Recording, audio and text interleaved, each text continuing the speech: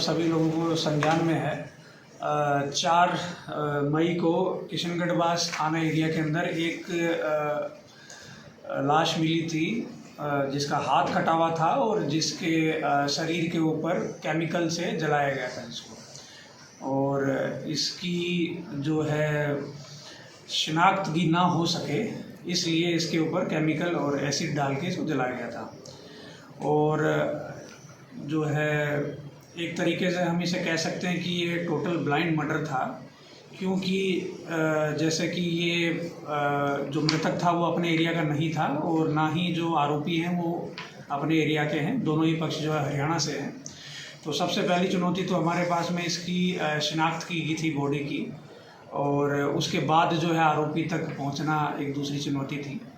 तो इसी के तहत जो है हमारे किशनगढ़ थाने की टीम और साइबर सेल और हमारी कुछ जो है स्पेशल टीम के कुछ सदस्य जो हैं उन्होंने बहुत ही एक अच्छी कार्रवाई करते हुए, और मैं कहूँगा कि एक टोटली ब्लाइंड जिसमें कोई क्लू सामने नहीं आ रहा था, उसको एक बहुत ही अच्छे तरीके से इन्होंने सॉल्व किया है। और अभी हमने 2 आरोपियों को गिरफ्तार कर लिया है और बाकी अन्य आरोपी जो हैं वो भी हमारे रेडार पे। इसके अंदर अभी आपको एग्जैक्ट नंबर पूरी पूछताछ होने के बाद बताया जाएगा, मगर ये ज़रूर है कि 2 के अलावा भी कुछ और अन्य लोग भी हैं जो जिनकी अलग अलग भूमिकाएं उसके ऊपर अनुसंधान जारी है। जो अभी तक की अनुसंधान में सामने आया है कि दोनों ही पक्षों के खिलाफ जो है वहाँ थाना बादली जिला झज्जर हरियाणा में जो है मुकदमे दर्ज हैं। 3 से 4 मुकदमे जो मृतक है उसके खिलाफ दर्ज होना बताए हैं और 3-4 मुकदमे जो हैं वो आरोपियों के खिलाफ भी दर्ज होना बताएं।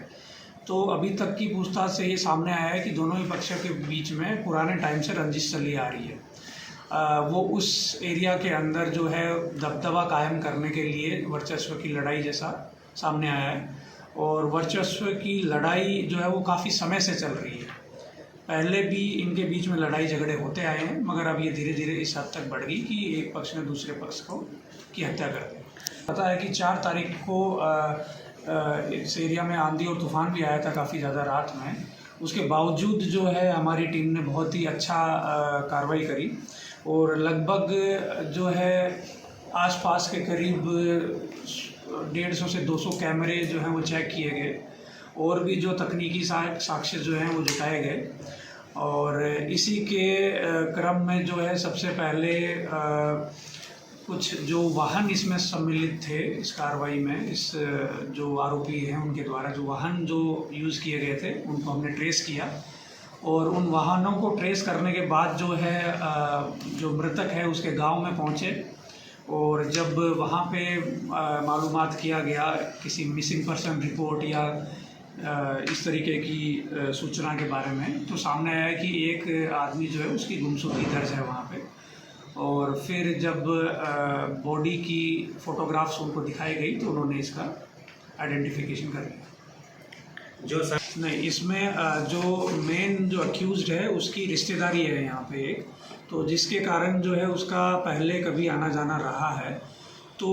उसको ये लगा कि ये एरिया बहुत सुनसान है और यहाँ पे बॉडी को अगर हम डिस्पोज करते हैं तो कोई जो है वो पकड़ नहीं पाएगा उसको। तो प्रथम दृष्टया अभी तक की इन्वेस्टिगेशन में जो है लोकल किसी के होने का अभी पुख्ता सबूत नहीं है, मगर अनुसंधान सभी पहलुओं पे ओपन